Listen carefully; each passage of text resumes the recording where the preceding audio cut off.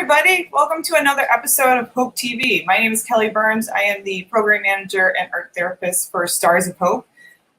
Welcome to another episode.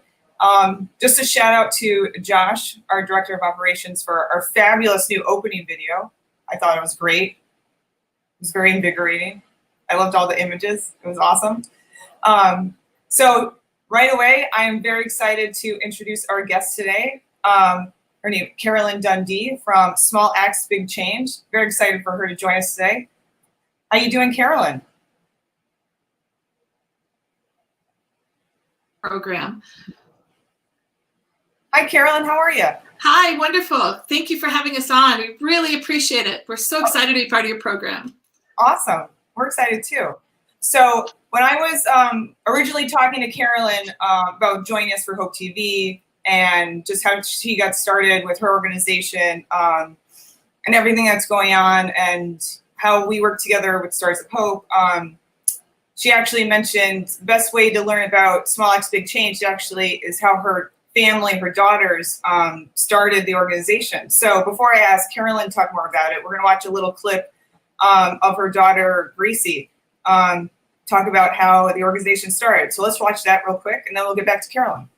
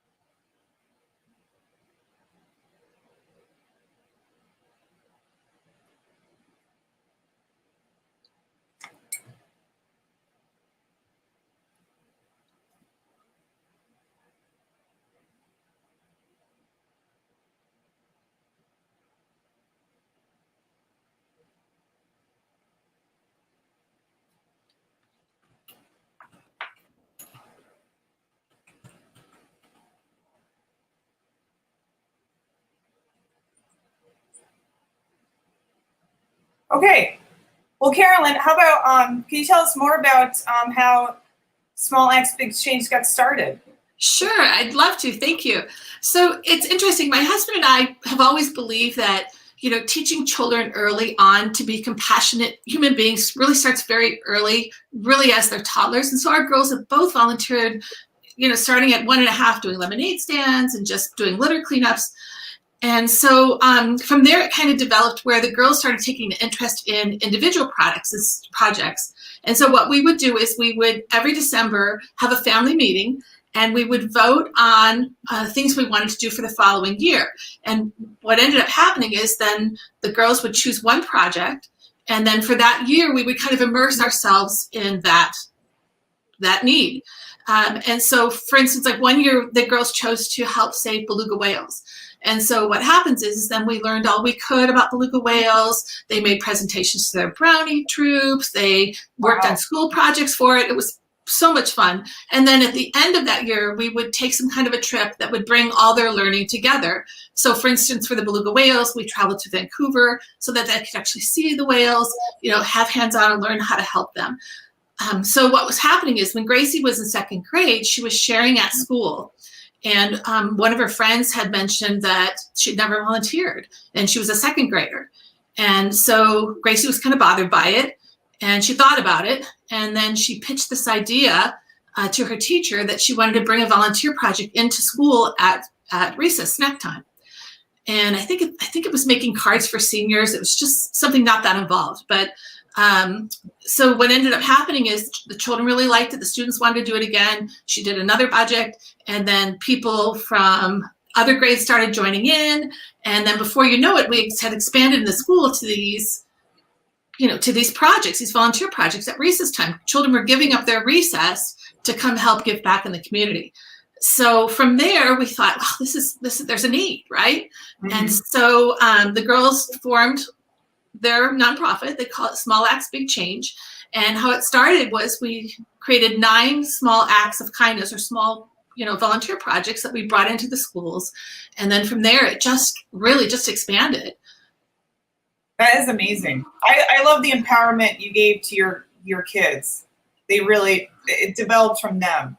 Really spawned from that they saw the need and you just kind of nurtured it. What a wonderful opportunity. It's funny because as all of us know, sometimes we come across things in life that are sad or that you feel upset about. One time we were at the beach and a baby seal kind of washed up, had El Nino, we get them, and they were very upset by it. So instead of being sad, what we did is we created a project then to help baby seals. So that's kind of what my husband and I have tried to do all along is when they see something they don't like, you're the person that needs to fix it. Somebody has to fix it. That somebody is you. And so what the girls then have learned is that when they see something they're unhappy with, they have the power to make it right or at least make an impact. And I think that's a very powerful lesson. That is wonderful. Good. Yeah. So when did that start? So Small Acts, Big Change became official in January of 2012. Okay. But like I said, they had been volunteering for a long time since they were very little. We have teeny tiny toddler diaper babies with lemonade stands in front of the local grocery store, a local pet market, and picking up litter and recycling cans. And, kind of the philosophy behind it is that we feel we need to reach these children when they're young so that when they're learning compassion, and then they grow into leaders, they become compassionate leaders. And, it's kind of how the world changes, right? So. What are your daughters doing now? So Lauren is a junior at Harvard. She's in college, and so she's studying business with a minor in digital marketing, and then she has her own business, and then she also is, of course, working on Small Acts, Big Change. And then Gracie is, she's 15, she's a 10th grader, and she attends an online school, and then she attends a performing arts academy, and she is a vocalist first, and also now getting into composing and film scoring. So she's had some good luck with that. And then also, of course, running Small Acts, Big Change. So she's very busy. She takes, I think, 18 classes a week. So yeah, very, very, very involved. Yeah, she's a ballerina. She's a vocalist. She's really just, very active. Yeah, very cool. Good for them. So now that the world has changed, right? Since 2020, I'll just put it that way. All of us non-for-profits, especially those that work with volunteers, I'm going to broadly say we've had to pivot our programs, how we reach who we normally extend our services to, and how we work with our volunteers. Essentially, because we cannot do it in person. So how have you addressed volunteerism during this pandemic? What did you do when it started? How did you transition? What are you doing now? I can only imagine. I know what we had to do was a lot of shifting. So I'm curious how your journey's been. Well, it's been interesting, but it's also been exciting, and it's forced us to kind of revise what we're doing and what we're offering, because our goal is to get people involved in giving back and making a difference in the world. And so, historically, traditionally, what we do is we go into schools and we put out these programs, and then the children are involved, or we feature an opportunity in the community and we have community volunteers come in and do litter cleanups, or they're making cards for seniors, and that ability to reach those people went away. Completely away. And so we literally had like many organizations, had our feet kind of kicked out from under us. Yeah. At first we kind of sat for a couple of weeks hoping that it was going to, go away, and that didn't happen. And so we brainstormed and we thought about how we can still stay on our mission of getting people involved in giving back without reaching them, one-to-one personally. And so what we did is we came up with an idea to create a program called Volunteering from Home. We called it Make a Difference from Home. And it's a blog and a website. And what it is it features volunteer projects that people can actually do from home. And so it's in process, but we've developed the website. I think we have something like 18 projects up now, and Wow. a list of probably 300 other opportunities or more that people can, do and give back from home. Yeah. And so it's a very simple concept. So for instance, the one that's on the screen right now is you can knit for a cause. It's a simple scarf. And so one of our campaigns is called Share Your Warmth. And historically what we do is we would, reach out to the community, out to homeless, and provide these bags of scarves and blankets and food and hygiene kits. And so the way we're getting people involved with that still, because the campaign is still important to us, is that we're giving people an opportunity to knit or crochet scarves. And so in that post, for instance, there's a very easy, simple, step-by-step way to knit a scarf. People that don't knit can knit, with this pattern. And then there's an opportunity of 2 ways to donate it, to give back. You could give back in your local community. So they could either donate to, some kind of an outreach, or even, tie the scarf on a post with a note that says, if you're in need, take the scarf. Or there's an opportunity to then mail us the scarves, and then we work with other nonprofits and would make sure that those are distributed safely. So this hasn't been up very long, but so far through last Friday, I want to say we've received 69 scarves. Wow. So yeah, so people are doing it. People are starting to find the site, and everybody wants to help, right? Yeah. Everybody wants to do their part, and this pandemic has made it tougher. So this is a really easy way. There's something for everybody. We have projects for people who want to help animals. We have projects for people who want to help people. We have projects for people who want to help the environment. There's a little bit for everybody, and people who just go to the site and just explore, hopefully they'll find something that speaks to them. Yeah. I love that menu. All from home. I mean, you really could find what you aligns with you, what you're comfortable with, what you want to do, and you can still do it from home. Right. And the projects are as simple as decorating a placemat for Meals on Wheels. So, a 2-year-old could do it, a 1-year-old could do it, to, knitting a scarf, which is maybe a little more advanced, not for young children, but, something for adults. So there's a little bit of something for everybody. Yeah. And we've got a long way to go, so. Sure. But it's, everybody's jonesing to do something. Right. And there's opportunities. Right. Yeah, a little bit something for everybody. And it's, like I said, we've been shocked because what happened is mostly we had local volunteers, because we were in our community. And then what happened is we started to see things in local states and then across the country. And now we're even getting international volunteers. And, a great example of that was the Stars of Hope project. That's also a volunteer from home opportunity. And we had an amazing response from it. So pretty exciting. It's very exciting. Speaking of which, I would love to hear more about how we came together, how we got connected. Because we certainly have similar philosophies in a way, especially how we're working now. Like, how can we engage people at home, which we both of us did. We touched on it certainly before the pandemic, but certainly now.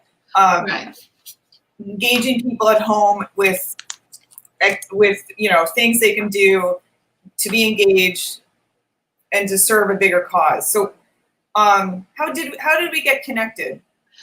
It's a really fabulous story. So, Small Acts, Big Change, we're a small nonprofit. And so we believe in partnering. We believe that, and we always do in all our campaigns, that we should partner with other nonprofits because it expands our reach and, gives greater opportunities to both organizations. So, I'm the biggest fan, the biggest hero of Fran Mara, and she approached us basically with an email, and she just said, gosh, you guys look like someone we'd like to partner with. This is my idea. What do you think?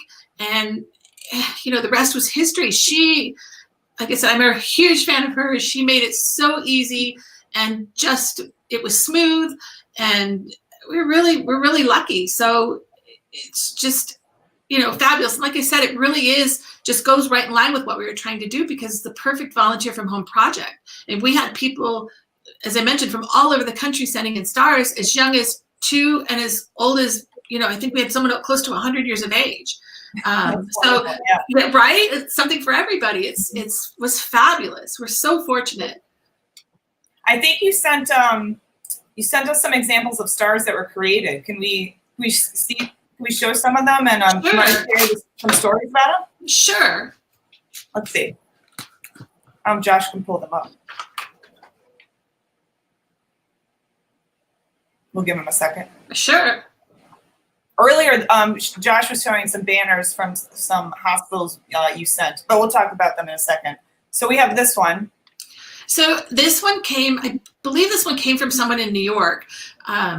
So it's just, it's a star within a star, right? I mean, it's just the artwork and the details. I mean, it's people really put their hearts into them. Mm-hmm. You can see if you flip through them, they're quite a few examples. I mean, right? Pretty amazing. Pretty amazing. Were there any? There's my 2-year-old. I love it. You don't have to stay within the lines. Yeah, no, absolutely not. Yeah, these are beautiful. Yeah, they're great stars. Any of the ones, Unity, yeah?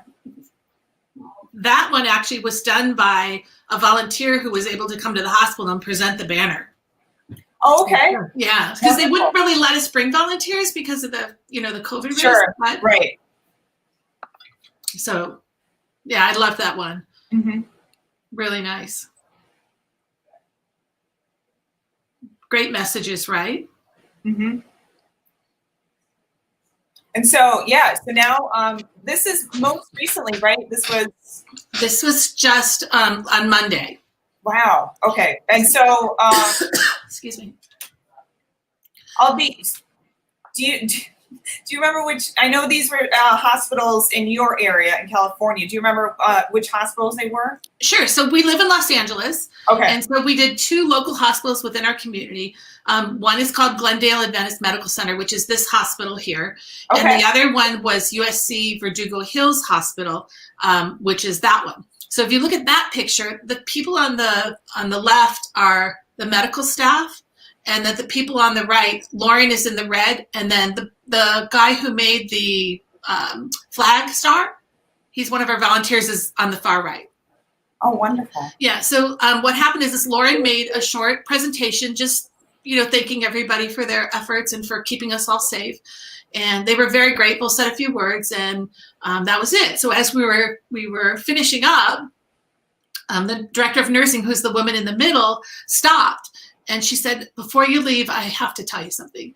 And I'll get choked up. But she made the most beautiful, beautiful speech in the world to us. And she just said, we're out there, our people are getting sick, we're fighting, and, you don't get a lot of thanks because people don't realize it. But she said, thank you. She said, this is the most beautiful gift. And she was so touched. I thought she was, going to tear up. So it was very sweet, very rewarding. That's beautiful.